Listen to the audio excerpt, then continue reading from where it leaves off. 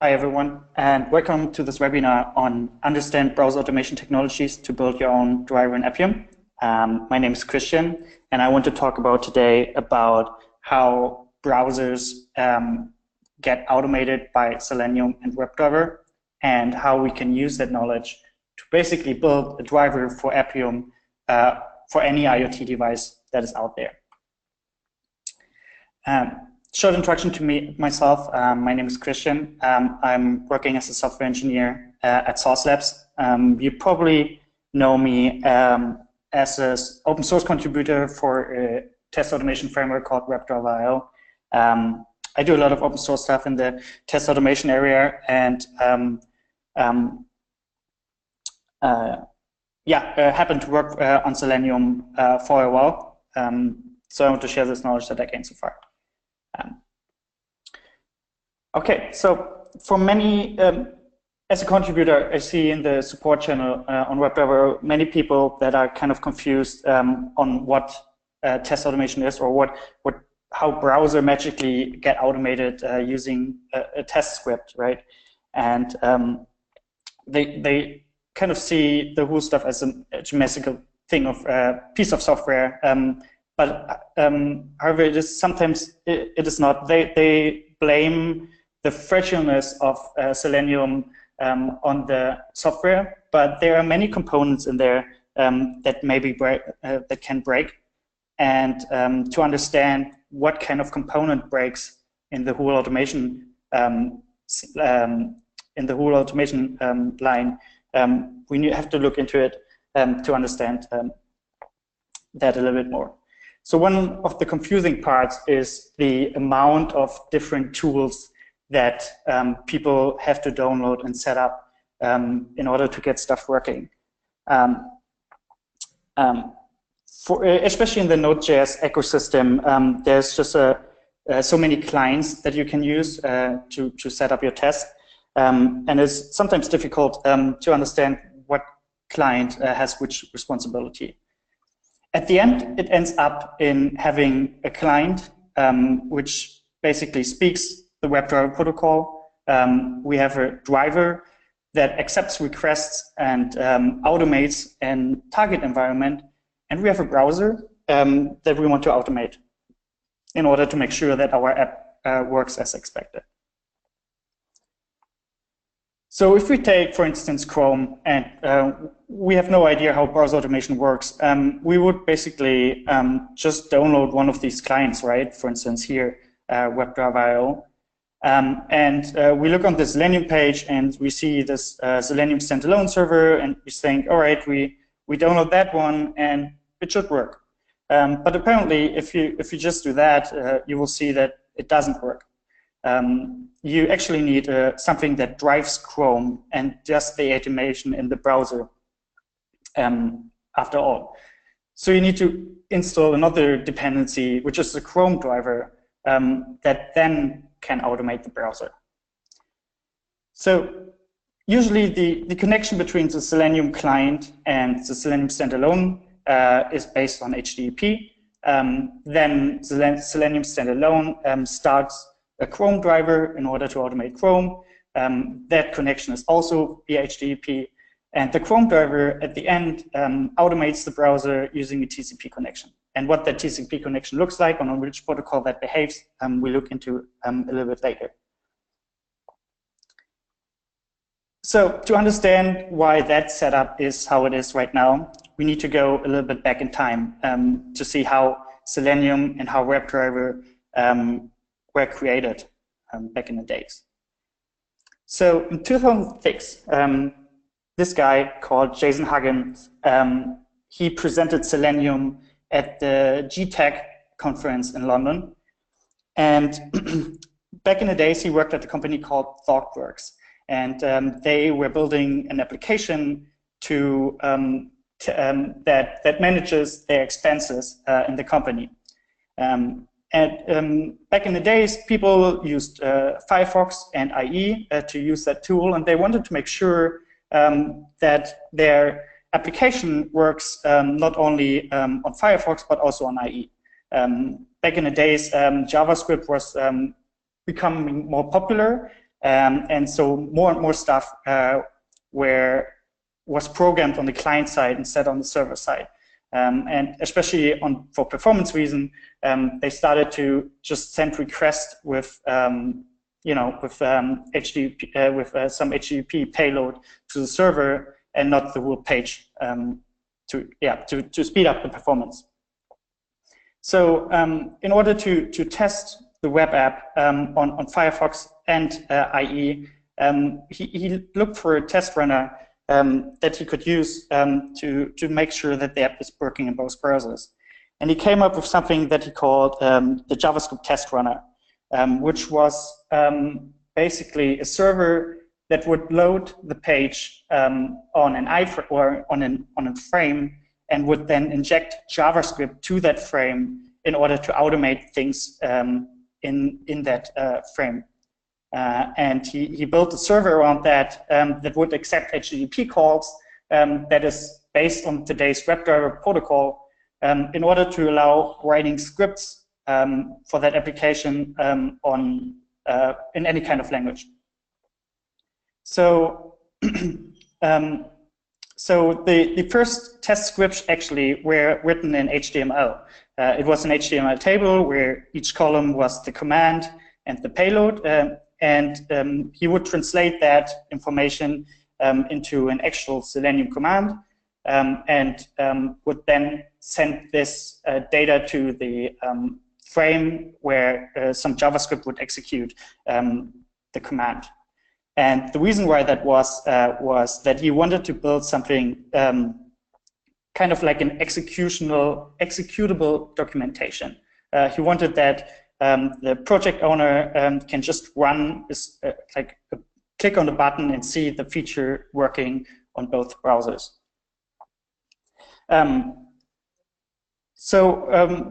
At this, when you scroll down on this YouTube video, you will see that many people were really excited about that. So the first comment you see is someone writing, "Jesus, this is boring me to tears. I need to get a new job."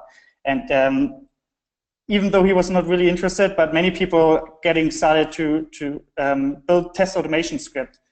So one year later, another guy called Simon Stewart came along and presented on the same conference a tool called WebDriver. And WebDriver had a kind of different approach on test automation.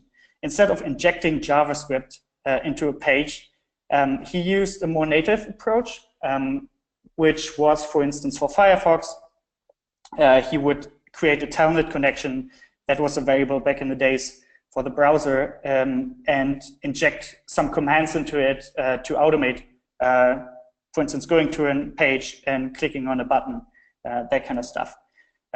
For other browsers like IE, he used a COM interface, for instance, and like I said, it was a more native approach on how to automate browsers. So eventually, these both tools merged, and they used the advantages of both worlds, which is for WebDriver, the ability to run browser automation on a native level, and for Selenium, having a common protocol that allows writing test automation scripts in any kind of language.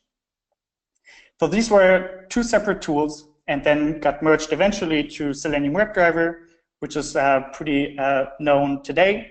And today, this kind of looks a little bit different, the stack.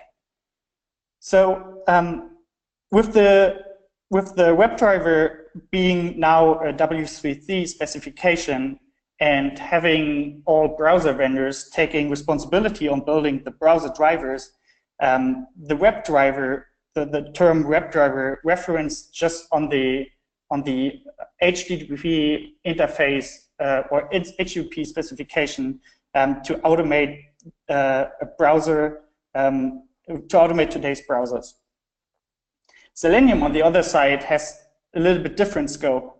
It currently is a project that has a set of WebDriver bundles that allow to write programmatically write scripts that send requests to the browser driver via the WebDriver specification.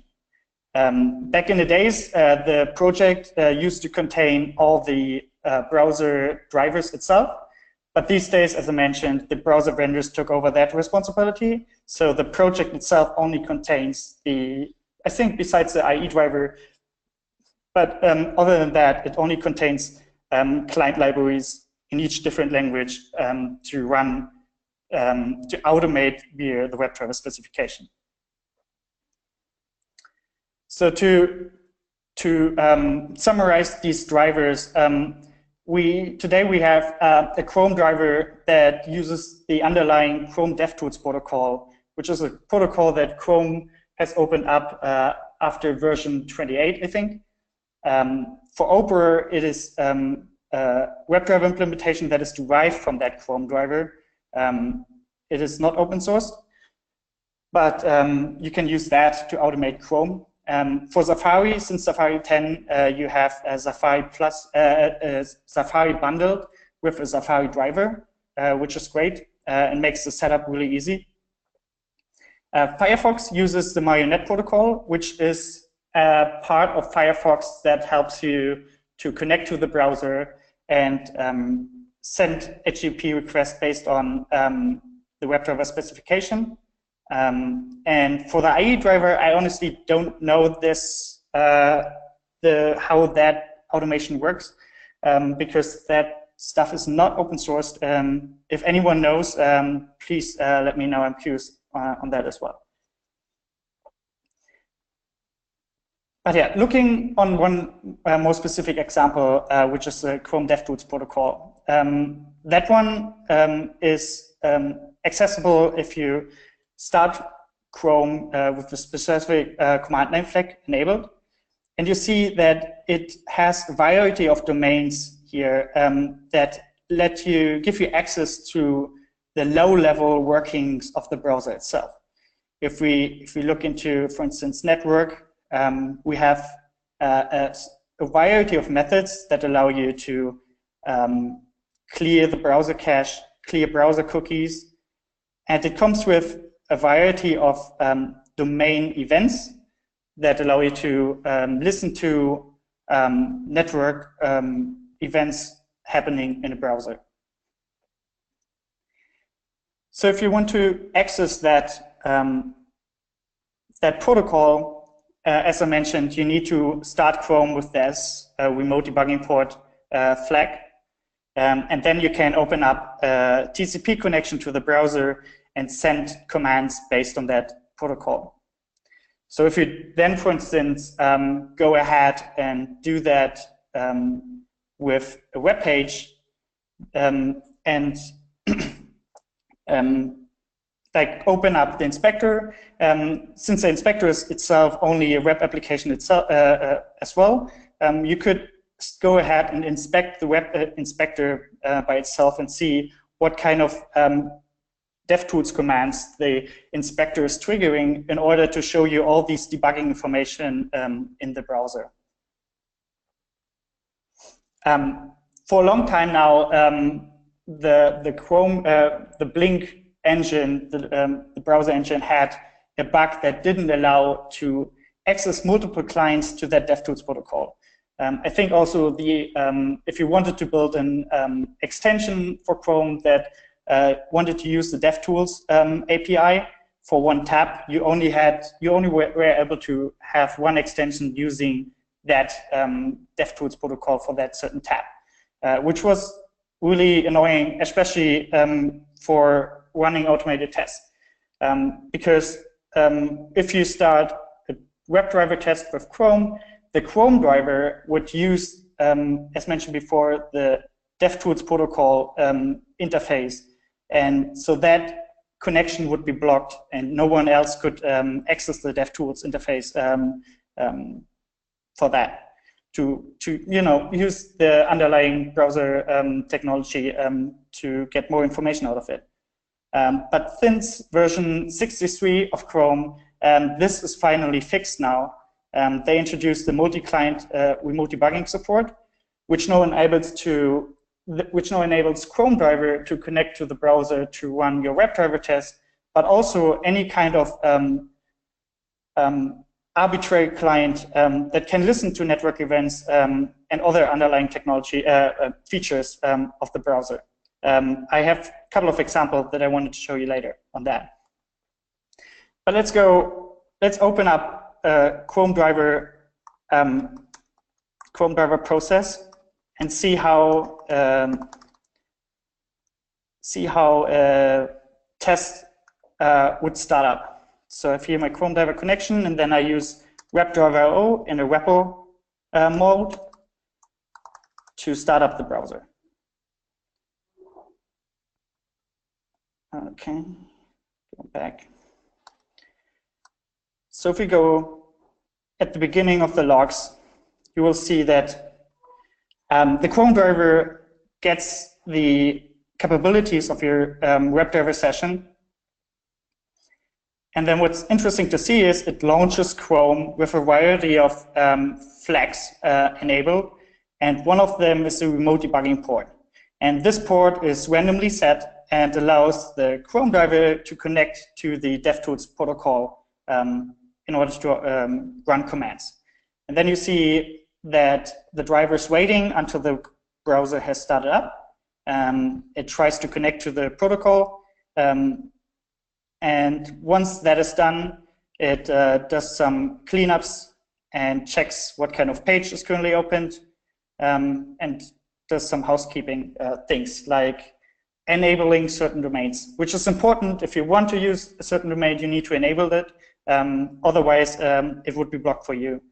This is in order to save some network bandwidth, because if you would just allow every connection and every event being propagated to your client, it would be a little bit overwhelming, I think.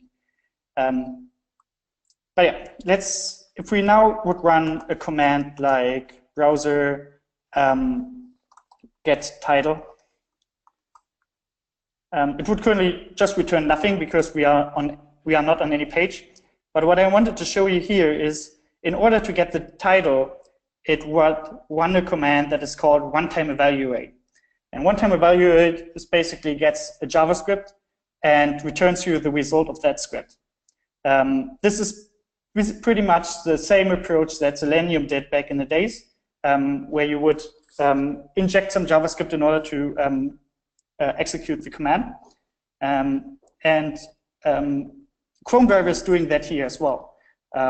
You see that the response is an empty string, and that will get propagated to the Chrome driver, and Chrome driver takes care that it returns a proper WebDriver response according to the spec. A different example is if we would now do a click on the body.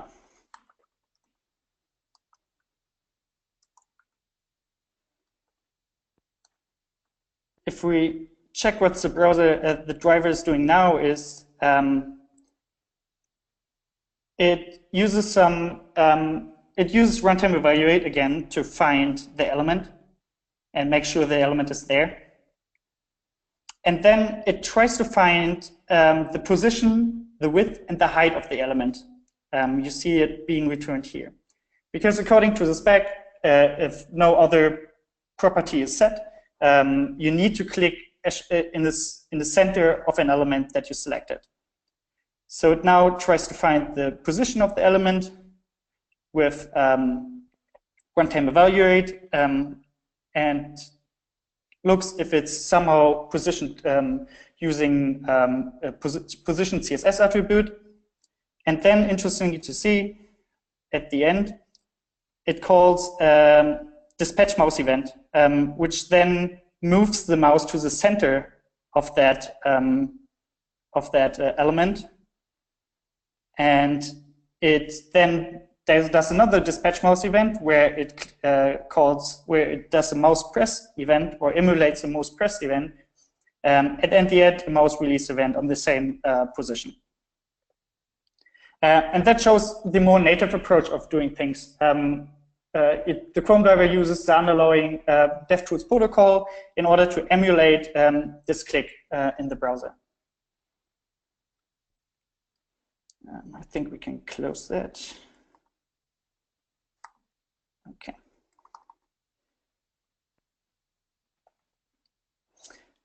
If we now look on the WebDriver specification, we don't have domains. We just have a simple set of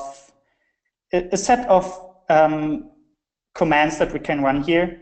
And the reason why the list is not that extensive as the Dev Tools protocol is that the WebDriver protocol and the prior version of it, the JSON wire protocol, was a protocol that should kind of have or provide commands that describes an idealized browser. So everything a user should be able to do, you should be able to do with the WebDriver protocol. Nothing more, nothing less. So if you go to the Selenium conference, you find you have this joke that people ask Simon, the creator of Selenium, the creator of WebDriver, if WebDriver will be supporting status codes eventually, and the answer has always been no, because the status code is not something that the user sees when he opens the web page. However, it is still interesting to see these days, or to get more information out of the browser, especially in times where basically everything is happening in the browser, nothing happens on the server side anymore. And people are interested in performance information or network emulation features that are not provided by the WebDriver specification yet. I know that people are already thinking about the next version of WebDriver that might include these features, but right now we don't have these capabilities. But luckily, since Chrome supports the multi-client now, we can actually use the underlying browser technology to get some more information for our tests itself. So I prepared a couple of demos here. And I want to start with something that some people might be interested in, which is network throttling. And I'm using WebDriver IO here with Dev Tools, with a Dev Tools service enabled. So if you don't know what WebDriver IO is, WebDriver is a framework I've been working on for a long time now, and it's a WebDriver client. This is not based on Selenium because it does not use the Selenium bindings for it. It has an own implementation, and it allows you to write tests in Jasmine, Mocker, or Cucumber in a synchronous way. And recently, I've built a service for it. So if you use the WebDriver test runner, you basically define a configuration script, and that configuration script would take a couple of properties like where you want to run your test and what kind of reporters you want to use, and stuff like services which allow you to hook up or additional functionalities that you usually don't have in the normal bindings. And that WDIO Dev Tools service allows you to call a CDP command, Chrome Dev Tools protocol command, that gives you access to the underlying browser interface. So in this test, for instance, that emulates network throttling, you have to enable the network domain in order to access that functionality.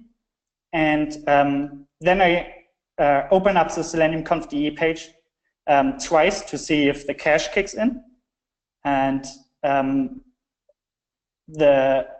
with the fourth time, I clear the browser cache, and I would expect here to have the browser load the page a little bit slower because the cache is removed. And then I use the emulate network conditions command in the network domain to lower down the connection between the browser and the website and the internet.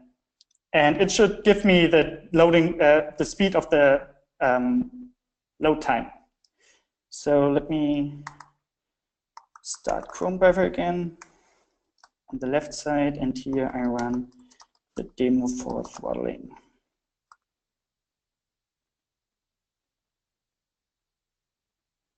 So in the background, the browser loads up, and it would open the Selenium conf DE page for the first time. It took 7.67 seconds. Then the second and third requests are slower because the faster because the cache kicks in.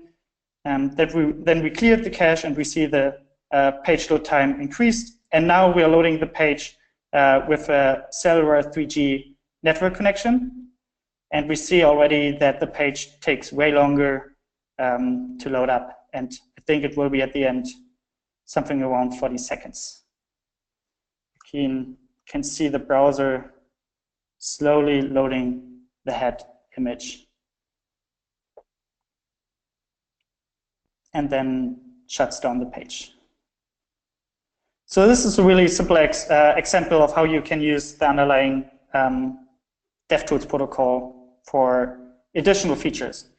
The next example is more interesting if you have, if your web app does a lot of web API calls, because I intercept network requests from the browser without using without using tools like Browser Mob Proxy. So the network domain allows you here again to set a request interception, which is the hero image on the page. And then once that request is intercepted, here's the event listener for that, I would just replace it with a random image that I choose on the website. And that looks the following. Demo intercept. So we will first see the browser opening the Selenium conf DE page without any modification, and then it reloads the page with the intercepted request. And I replace the header image with a nice Christmas image.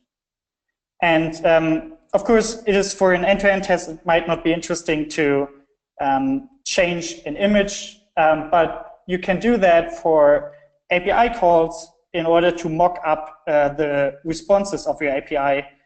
So you can get rid of the backend and the database to only use your WebDriver scripts to test the JavaScript application itself.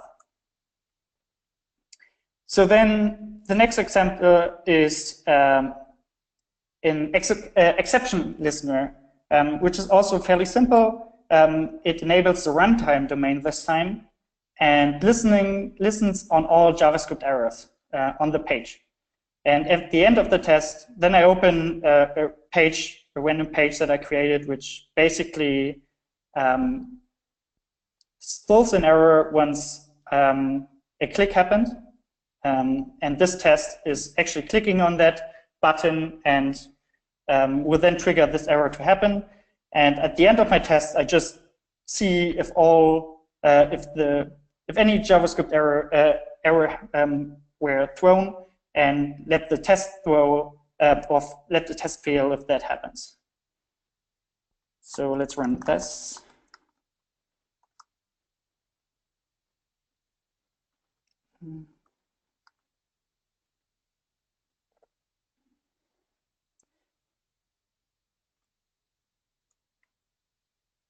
See that happened really quickly, and you see here happening, an error was thrown with something was wrong, and this was exactly what happened here.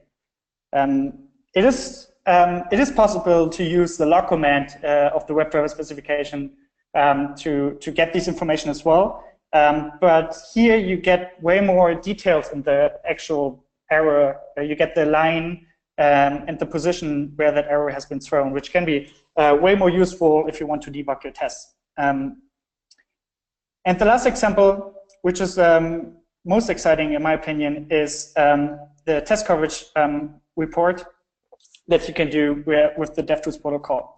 I built a simple web page here that has some JavaScript in it and some CSS.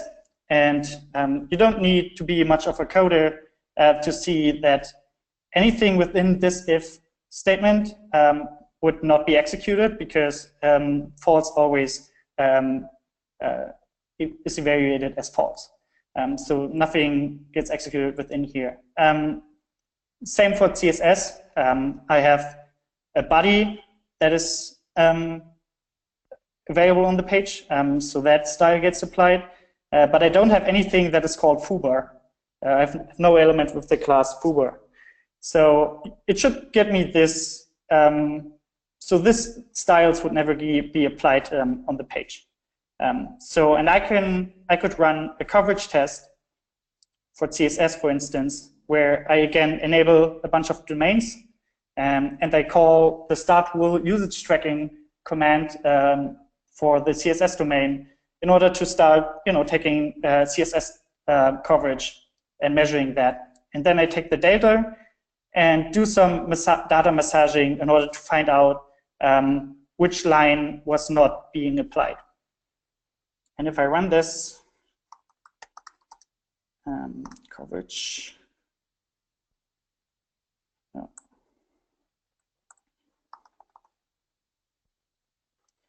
Let me see how the command is called actually.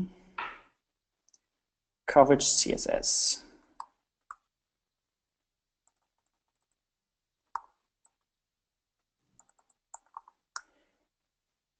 It should return the exact line of CSS that are not executed, that are not being applied. And in order to prove that I'm not having some prepared script here, I just take out the div out of the HTML and it should return this CSS now as being not used in the page.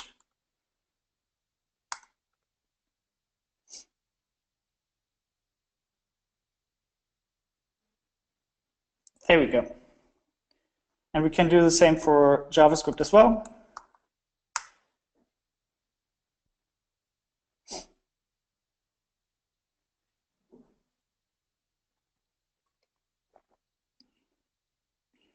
And it shows that this was also as well not executed as mentioned before.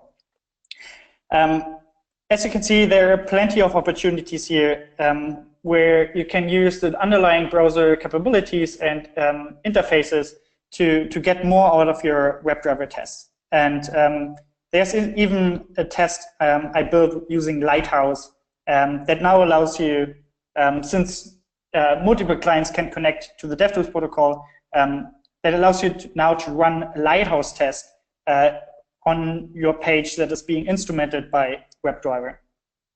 And I'm working at SourceApps in the Dev Tools team, and our team's responsibility is that to bring these features to our customers and allow a simple to allow these functionalities of being abstracted away, so you can basically have custom commands if you run on source. But we will announce, if we have anything, we will announce that next year.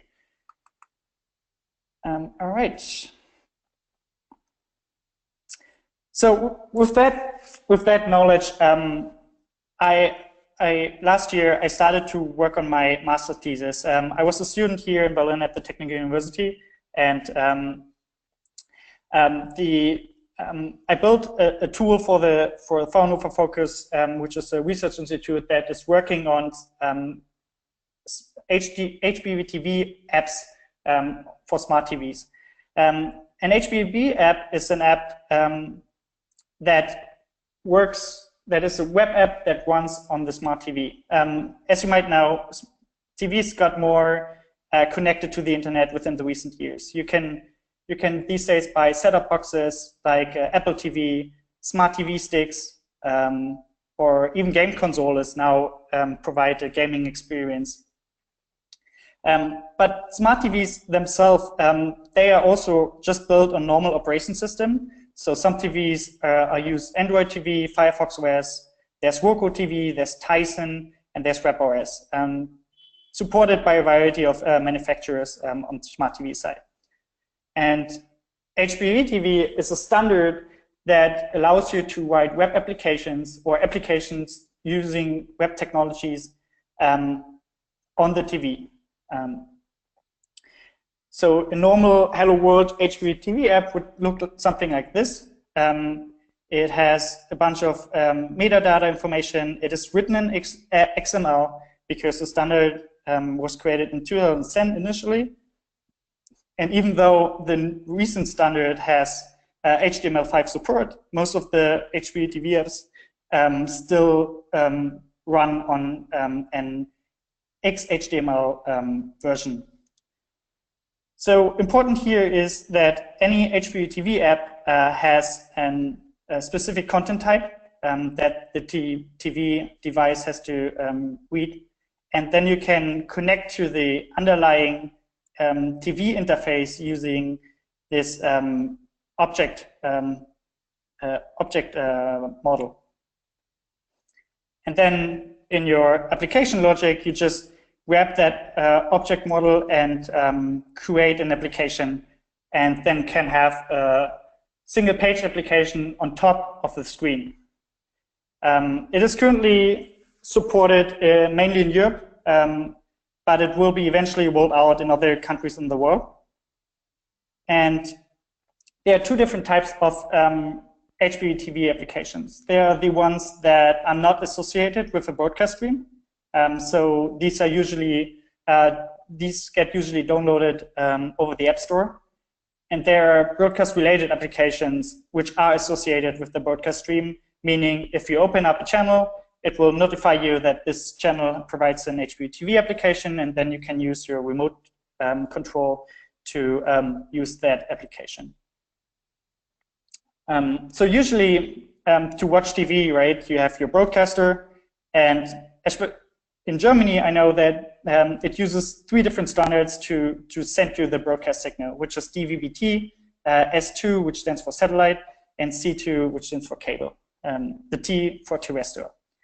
And with the introduction of Hpv TV, the broadcaster sent another information, which is called the IET package, which contained information about the application of the Hpv TV.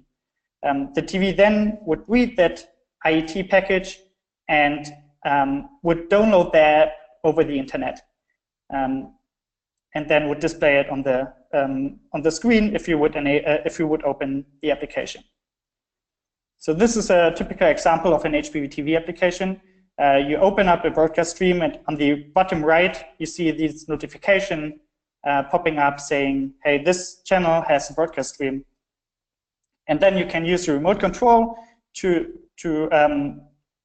switch through the menus and open up, for instance, a video on demand. And all you can see here is basically a web application that embeds a video object in order to show a video on the screen. Here's another example. What's interesting here is that all these TVs, even though Hpv TV is standardized, many TVs don't support certain functionalities. They are not up to date on certain technologies. So in order to make sure that all these functionalities runs on every TV, on every smart TV, you have to do some testing to make your app work on all TVs. This is another example which is interesting. It uses a companion screen technology, which is also embedded into the recent Hpv TV standard, that allows you to send pop-ups to your tablet device and show you content that is aligned to what you see on the TV. Use cases for that are also that you can switch, for instance, the language of the broadcast stream over your tablet. So you can see, you can hear the sound in English if you want to, or switch back to German. So, and if you, as I said, want to ensure that your app is working on all these different devices, you don't want to end up at this TV lab and with thousands of remote controls. You want to automate these things as we did in the browsers with the browsers 10 years ago. So you don't want to look like this guy using all the remotes to do the manual testing. So I wrote my master's thesis at this Fraunhofer Focus Institute, which do a lot of work around the Hpv Tv standard these days. And I didn't want to create a new automation technology for something that is pretty similar to what we have on mobile and desktop. I wanted to use the best of both worlds, the best of Selenium and the best of WebDriver. So I thought how I can automate things on the TV. And the first thing I wrote was a tool called the Dev Tools Backend. And the Dev Tools Backend is a standalone implementation of the Chrome DevTools protocol, meaning that everything that the DevTools protocol supports, like all commands, all domains, I implemented them in JavaScript. So once you have this instrumentation script executed in your app, you could send your page or the server random Chrome DevTools commands to do stuff in that environment. So one use case was that I could use the DevTools application to debug a Firefox browser or a mobile a web app on the mobile device.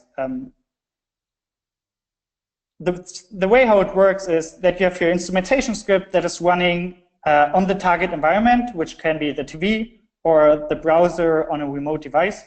And the DevTools backend component, which is the server, then connects to that instrumentation script and allows any random debugging client to execute some remote debugging commands. So the way how it works, you would enable a domain again, and then you would be able to, we get a response that was successful, and then you can call any random command to it, and you would, for instance, get back the information from the target environment, which is here the DOM tree, which you need in order to display the DOM tree in the DevTools application. So that allowed me to actually debug an Hpv Tv app on the TV, which was never possible before, and got me a lot of insights on how Hpv Tv apps are built these days.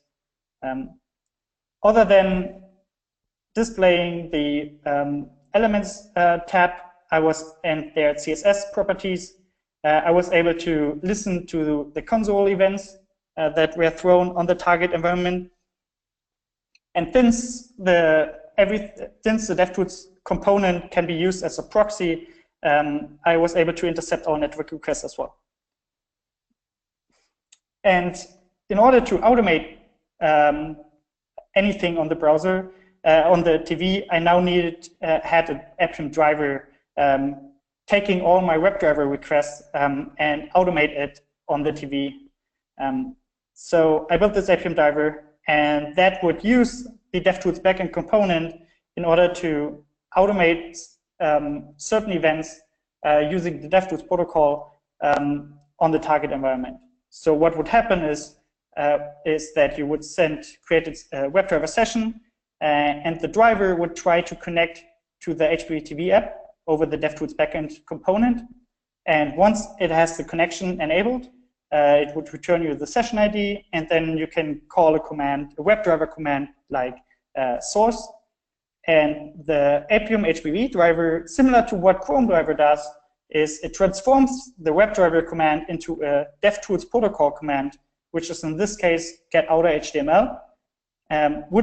This would be returned, the result would be returned from the target environment, which is in this case the TV, and the Hpv Tv driver would then transform that result back into a WebDriver response. Basically, the Appium Hpv driver is similar to what Chrome driver does for the desktop. And I provisioned every TV I had in this TV lab with a Raspberry Pi that would run this DevTools backend and Appium driver components. And every internet connection, every internet connection of these TVs would run over these Raspberry Pis. So I would get all network requests, and with that, I was able to inject my instrumentation script on all these devices every time the TV opens an Hpv Tv application. Then I did some additional, built some additional settings pages that would allow me to detect the TV and register the driver to a bigger Selenium grid, which then would allow me to run tests in parallel, what you can see here. I started off a Jenkins test, and this one would kick off an automated test on an Hpv Tv app near SmartTV.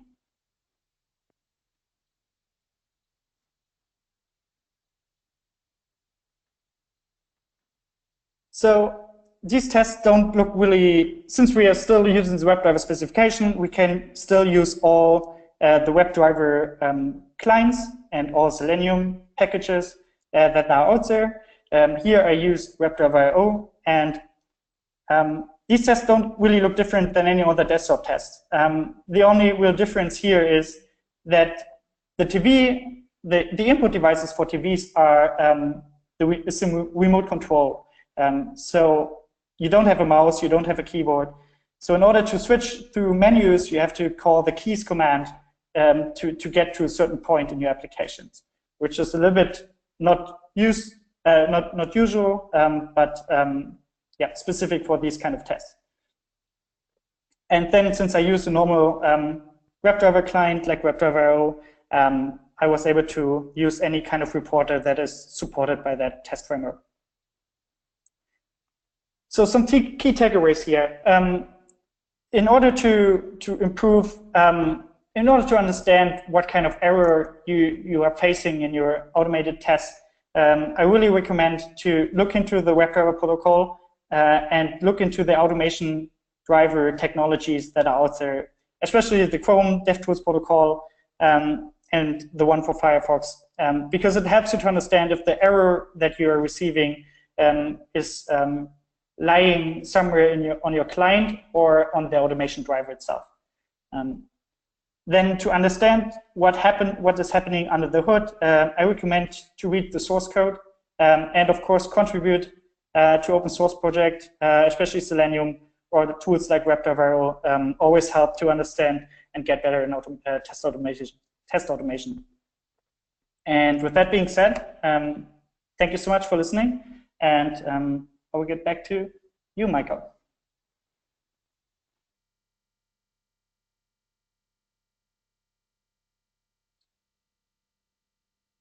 Okay, thanks, Christian. We're now going to begin answering questions submitted during today's presentation. As a reminder, you can still submit questions through the question panel in your attendee control panel. Okay, first question is, do you need any physical connection with your with a TV with your computer? No, the only connection you need is the connection to the Appium HPE driver, which was sitting on the Raspberry Pi. So it is similar to, in order to, for instance, automate the Chrome browser, you would need to have a Chrome driver running somewhere that can connect to a Chrome browser. So similar to the TV scenario, you need the Appium Hpd Tv driver that is connected to the TV, and once your computer has a connection to that driver, you can automate everything using the WebDriver specification.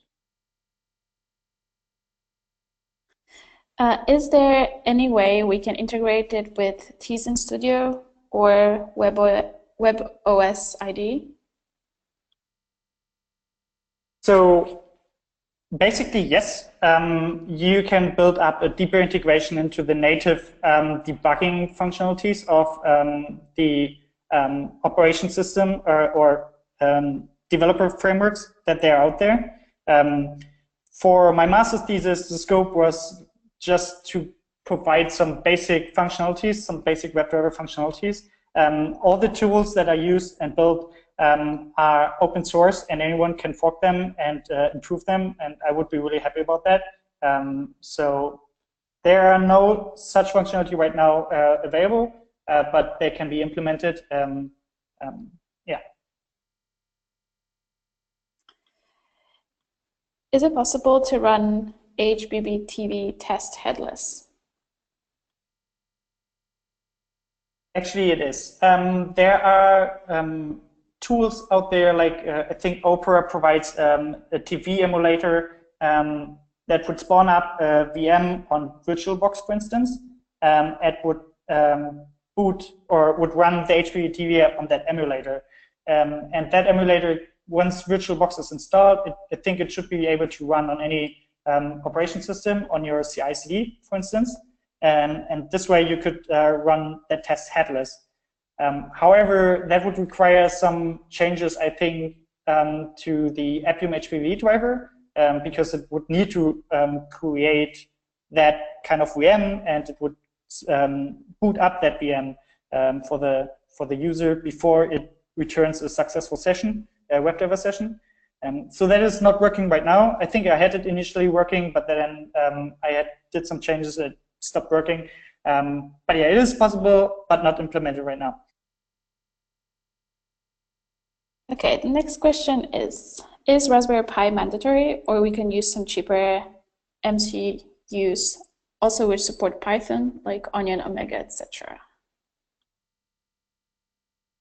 I'm not sure. I think you can literally use any peripheral that supports, that would run the driver and the Dev Tools Backend component. So the responsibility of the Raspberry Pi was to intercept the network request. So I had to do some IP table changes in order to route the requests that go out, that came from the TV to my application, in order to proxy it. Other than that, if it supports all the dependencies that the components require, you could also use a different device for that. But I've thought, I found Raspberry Pi being really useful, because you just need to create that one image that has both components pre-installed. And in order to provision a new TV, you would just buy another Raspberry Pi, copy that image over, and just connect the Ethernet cables in order to have a new device running. How do you see extension-based automation frameworks, record and play, versus the WebDriver automation from the future perspectives? I can see tools that provide record and play functionalities being really useful to build up WebDriver test from the beginning. And it makes sense for small projects that don't have the budget for extensive end-to-end testing to use that as a quality insurance. However, I think I hope the future will be that the WebDriver protocol gets extended, and that you can do more automation using the WebDriver specification and build up more complex and extensive test suites that help you to ensure the quality of your app without any flakes and issues.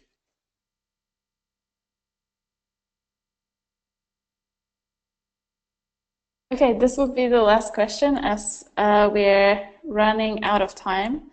The question is from Andre, and he is asking if you, Christian, could show how to send to DevTools protocol own request through Chrome debugger extension. Sure. I can show you the way how I did this with the DevTools service. So important is, the problem is here that Chrome driver spawns up the browser with a random DevTools debugging port. So the first thing you need to find out is find the process where the remote debugging port is set on a Chrome binary. So I did this here.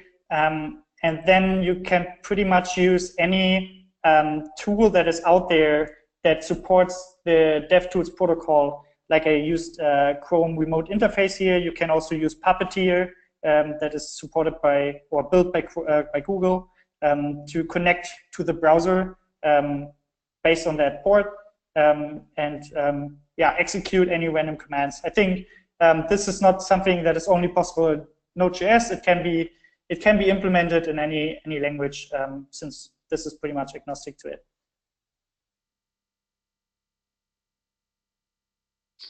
Okay, guys. Thank you for your time today, and I'll hand over to Michael. Thank you, Daria and Christian, and thank you everyone for attending today's webinar. Once you leave today's session, you will receive a survey on the presentation, and we would appreciate if you would complete that and provide your feedback. You will also receive a follow-up email within 24 to 48 hours with a link to view a recording of today's webinar. On behalf of Source Labs, thank you for joining us today and have a great rest of your day.